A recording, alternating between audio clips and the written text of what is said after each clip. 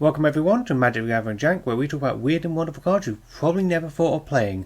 Today we're going to be discussing an interesting enchantment that allows you to control the game without punishing your opponents into immediately wanting to kill you. The card we're talking about today is War's Toll.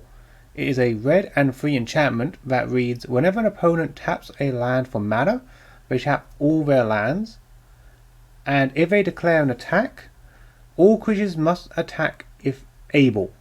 This effect controls the game in two weird ways.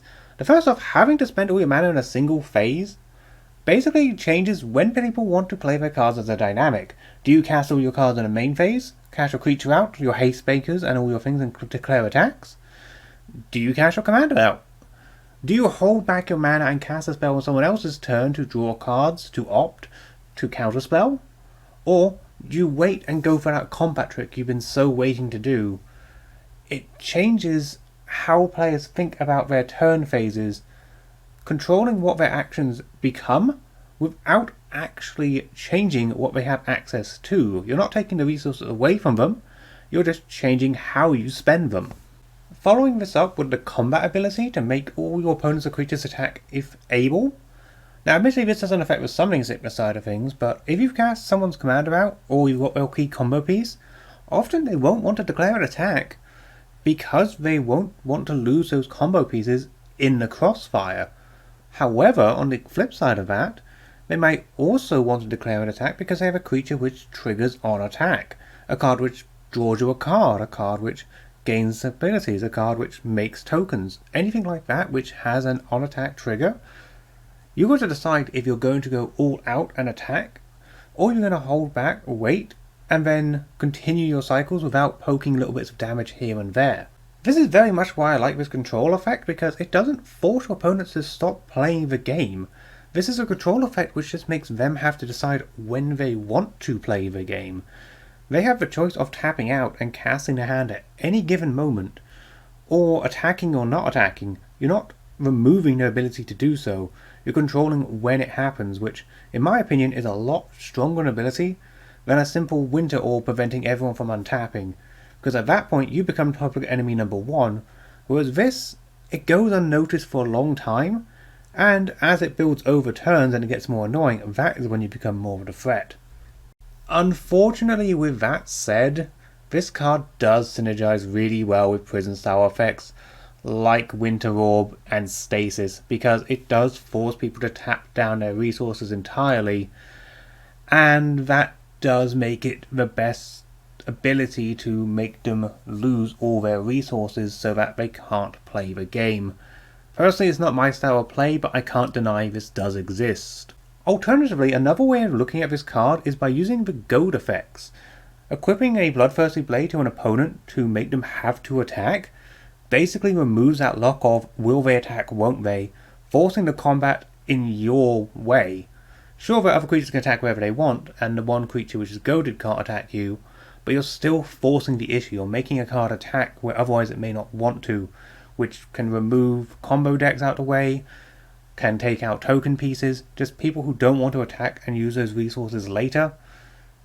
It controls how you want to play the game by making them have to make a decision they may not want to at this stage. If I was going to suggest some deck strategies around this card, I would definitely say that goading would be the way I would probably take this.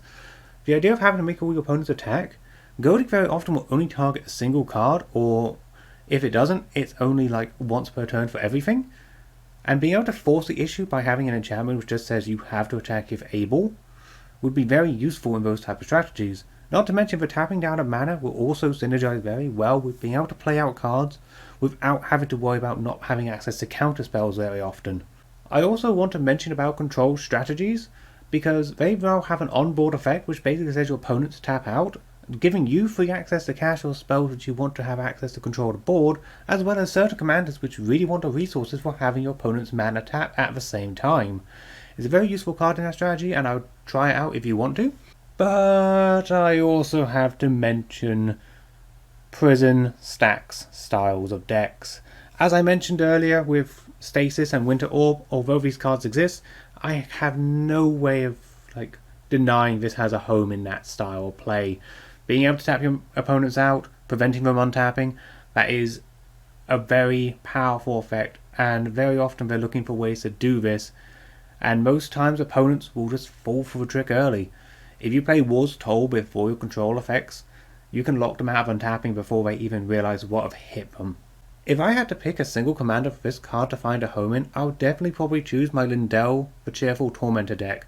This curse style control deck really benefits from having this card in here because it allows you to control the flow of battle by making your opponents tap out, whether that be their mana or creatures, while you decide what benefits they get for attacking, whether that be them gaining zombie tokens, treasure tokens, drawing cards, or even having double damage taken to them. This really changes the dynamic of how they want to look at playing their cards, and what is more flavorful than a curse which makes everyone have to make all or nothing decisions of what they want to play and when. Personally, I really like War's Toll as a card. It is such a controlling ability which simplifies the board state down to, are they going to make a move or aren't they going to make a move? Yes, mana rocks are still a thing and they will still have mana available, but forcing players to use their mana then and there allows you to make better prediction on the board of when you can play your bigger spells. Did they hold up their mana? Did they just pass their turn? Did they play all out? You can see what's happening on the board state and react accordingly to what is going on.